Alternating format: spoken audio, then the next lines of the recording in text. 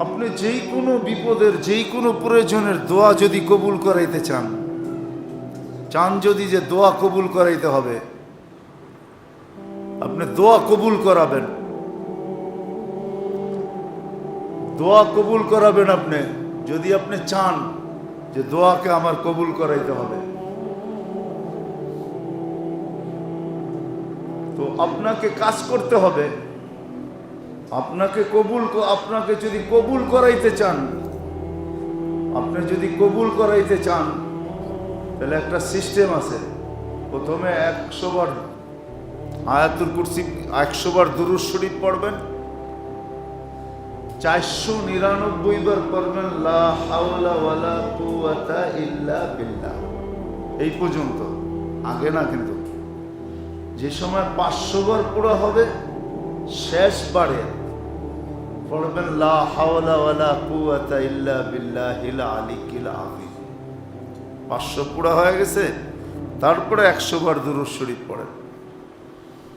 এইভাবে কয়েকদিন পড়া দোয়া করেন। হাদিসের আলোকে, কিতাবের আলোকে বোঝা যায়, এটা এতটুকু বলা যায় যে কোরআন মাথায় নিয়েও বলা যায় যে আপনার দোয়া কবুল হবেই হবে, হবেই হবে, হবেই হবে। আপনাকে প্রথমে 100 বার দুরূদ শরীফ মনে উঠলো, এই জন্য বললাম।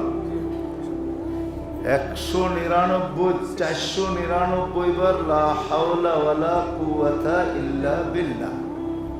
যে সময় 500 পুরা হবে, তখন পড়বেন পুরাটা লা হাওলা ওয়ালা কুওয়াতা ইল্লা বিল্লাহিল আলিয়্যিল আযীম।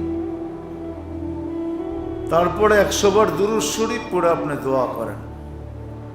বিয়ে হয় না, শাদী হয় না, বাচ্চা হয় না, চাকরি হয় না, বাকরি হয় না, ব্যবসা ভালো না, লাভ হয় না, লস হয়, যার জন্য পড়তে চান। কিন্তু আমাদের একটা স্বভাবও বলি, আমাদের স্বভাব হলো একদিন করেই আমরা চাই যে হইল না, দূর আর পড়লাম না, তাই না? প্রথম দিনই কুতুব হয়ে যেতে চাই, যে মুস্তাজাবুদ দাওয়াত কি প্রথম দিনই, ঠিক না? আপনি আর আমি কি ভাবছি যে এই দোয়া করার আগে আপনি লাইনে কতদিন লাইনে ছিলেন, কতদিন বেলাইনে ছিলেন? এটা কি ভাবছি? কি বলেন? সালাতুল হাজত পড়েই মনে করে, অথচ আমি আপনাদেরকে একটা প্রশ্ন করব, আপনি যে পড়েই মনে করলেন হইল না, তো আপনি এখন যাবেন, তো যাবেন কোথায়? আর কোন জায়গা আছে যে ওইখানে যাবেন? তাহলে তো ওই কথা বলতেই হয়। লম্বা 80-82 বছর একাধারে হজ করার পরে প্রতিবারই শুনছে যে হজ কবুল হয় নাই। তো একদিন পিছের থেকে এক যুবকও শুনে ফেলছে, তো বলছে, চাচা বৃথা চেষ্টা কেন? শুনতেছি তো কবুল হয় না। হয় নাই?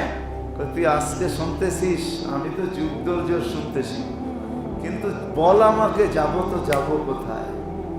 যাবো তো এই দরবার ছেড়ে কোথায় যাব? এটা কথা ছিল না, এটা যেন অ্যাটাক ছিল।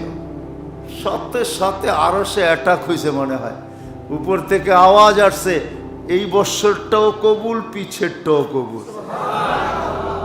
পিছেরটাও কবুল।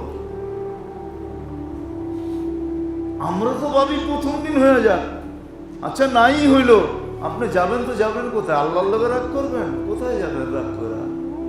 রাস্তা দেখান না আমাকে। এই জন্য মেরে দোস্ত, উচিত হলো করতে থাকা। তো যেটা যেখান থেকে বাহির হয়ে গেছে, আপনি যে কোনো প্রয়োজনে আপনি একদিন না, 2 দিন না, সপ্তাহ 2 সপ্তাহ পড়তে থাকেন আর দোয়া করতে থাকেন, কবুল হবেই হবে।